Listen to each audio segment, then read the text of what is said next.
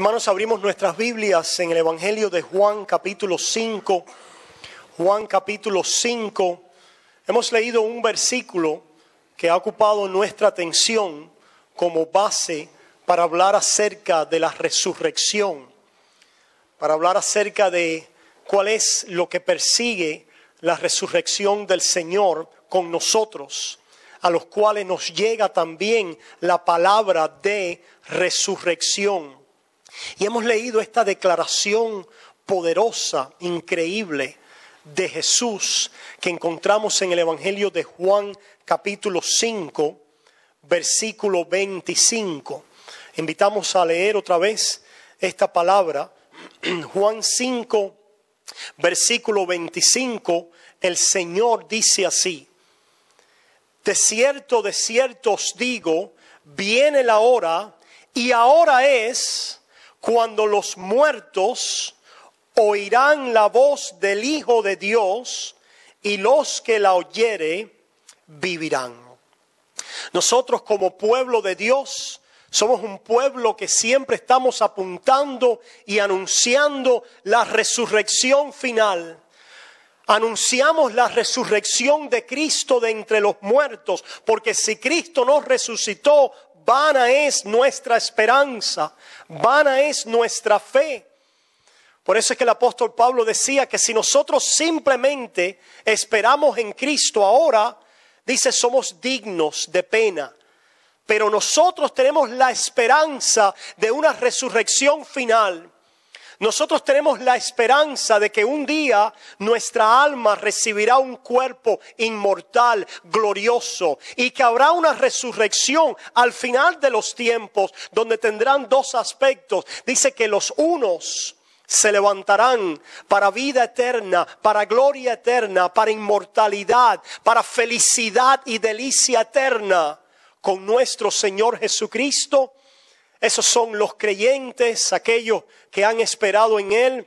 Y nos habla también de otros que juntamente en esa misma resurrección se levantarán para perdición, para vergüenza, para condenación eterna. Y nosotros hemos dicho, hemos proclamado que cuando hablamos de resurrección, de que Cristo vino, vivió, murió y resucitó, esto lo hizo para darle vida a un pueblo. Lo hizo para resucitar a pecadores muertos. Lo hizo por un pueblo que necesitaba vida porque estábamos muertos. Y el Señor entonces en este versículo nos dice que la hora viene y ahora es. Este es el tiempo donde dice que los muertos oirán la voz de Dios y los que la oyere vivirán. Para poder participar en aquella resurrección final, para poder heredar todas las cosas, es necesario ahora que los muertos resuciten. Es necesario que ahora haya una resurrección, y esta resurrección es espiritual.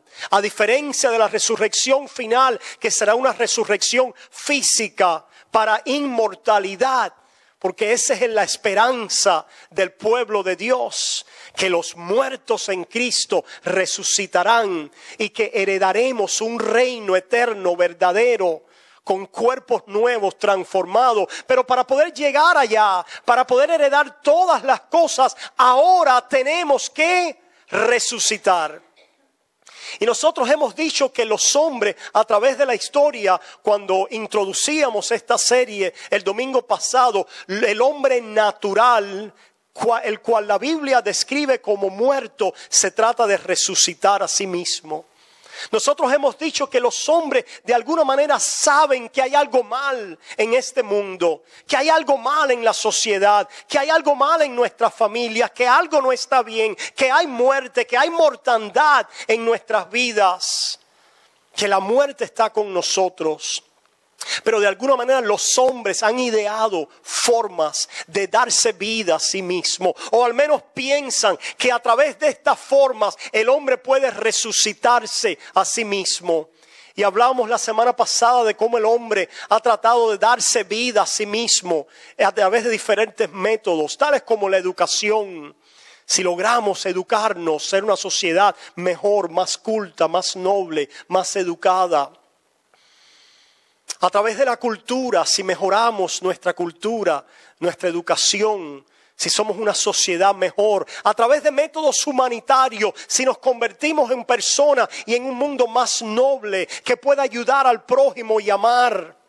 A través también de una espiritualidad que proclama hoy el mundo, donde dice que sí, que el hombre es espiritual y el hombre puede buscar en esa espiritualidad y encontrar a la divinidad, encontrar a Dios, como quiera que ese Dios sea percibido.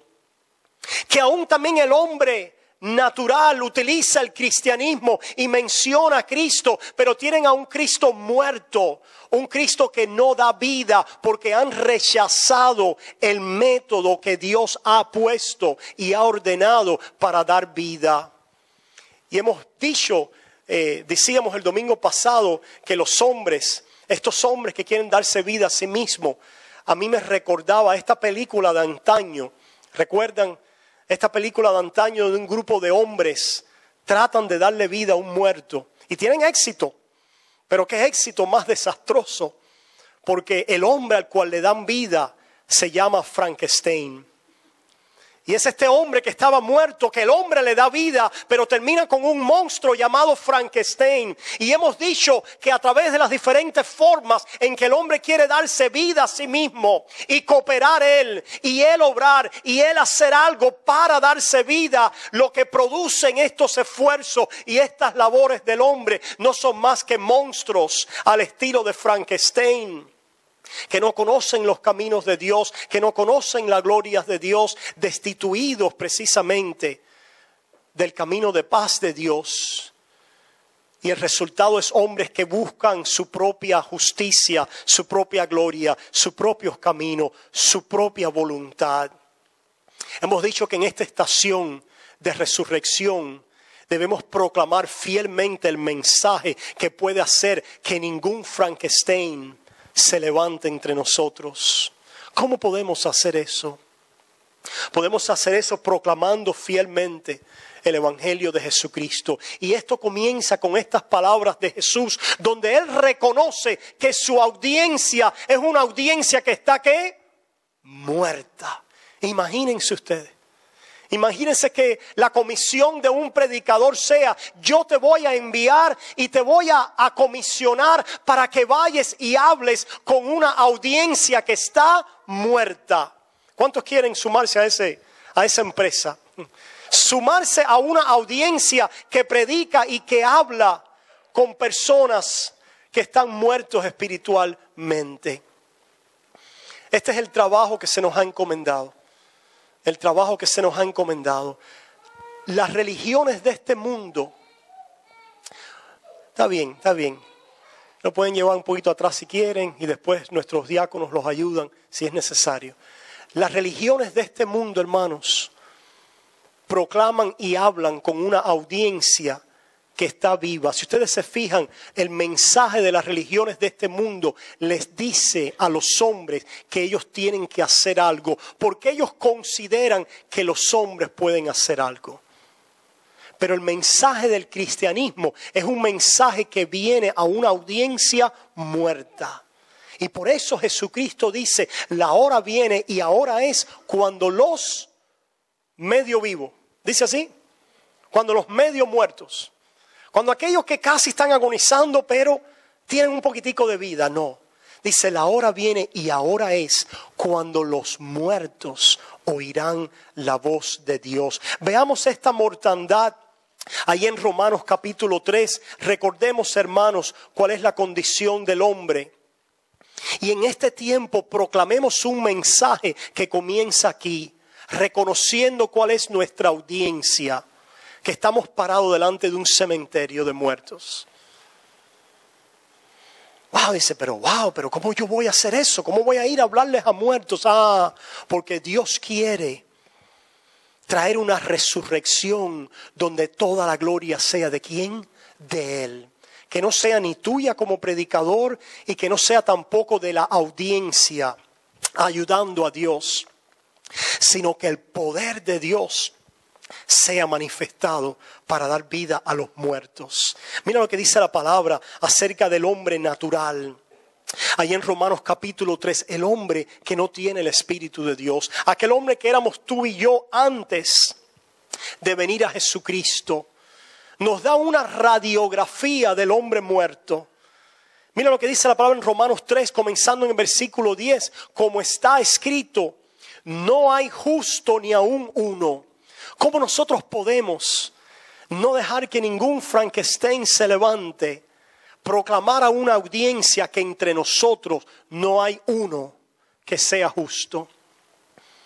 La palabra de la Biblia, cuando el Evangelio es proclamado, le dice a una audiencia, tú no eres justo, no hay justo ninguno, entre nosotros no hay uno. De tal manera que si alguien pensaba que podía reservarse una pequeña isla de justicia para sí mismo, para entonces ayudar a Dios y para ayudar a levantarse a sí mismo con la ayuda de Dios, la palabra, el Evangelio dice, tú estás muerto y no puedes ayudarme. La salvación no depende nada en lo absoluto de ti. Yo tengo un poder para salvarte.